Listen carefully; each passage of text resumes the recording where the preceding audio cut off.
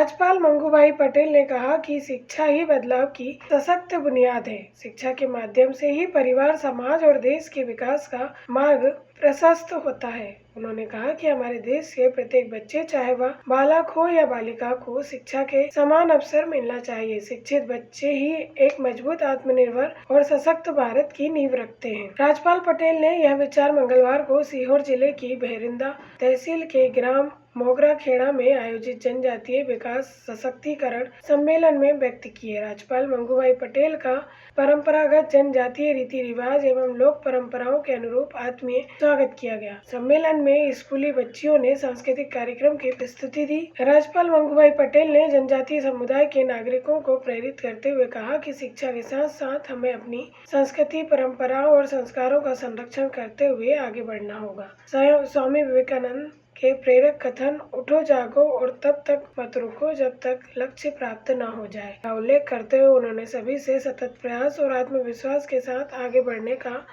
आह्वान किया। नशे को व्यक्ति, परिवार और समाज के लिए घातक बताते हुए कहा कि नशा व्यक्ति को आर्थिक और सामाजिक रूप से खोखला कर देता है तथा देश के विकास में भी बाधक बनता है। उन्होंने नागरिकों में नशा त्याग कर स्वस्थ, सक्षम और समृद्ध राष्ट्र के निर्माण में सहभागी बनने की अपील की। जनजातीय समुदाय के महान नायक भगवान बिरसा मुंडा के त्याग और बलिदान का स्मरण करते हुए बताया कि गुजरात के एकता नगर में भगवान बिरसा मुंडा के नाम पर विश्वविद्यालय की स्थापना की गई, जिसका लाभ विद्यार्थियों को मिलेगा। राज्यपाल ने कहा कि धरती आबा जनजातीय ग्राम उत्कृष्ट अभियान भगवान बिरसा मुंडा के सपनों को साकार करने का प्रयास है, जिसके माध्यम से जनजातीय समुदाय को शासन की योजनाओं और सेवाओं से जोड़कर सशक्त बनाया जा रहा है। सरकार जनजातीय समुदाय को सशक्त और समर्थ बनाने के लिए प्रतिबद्धता के साथ कार्य कर रही है। शिक्षा, स्वास्थ्य, आवास, स्वच्छता, सड़क और कनेक्टिविटी सहित विकास की सभी आवश्यकताओं को प्राथमिकता के साथ पूरा किया जा रहा है। उन्होंने जनजातीय समुदाय के नागरिकों से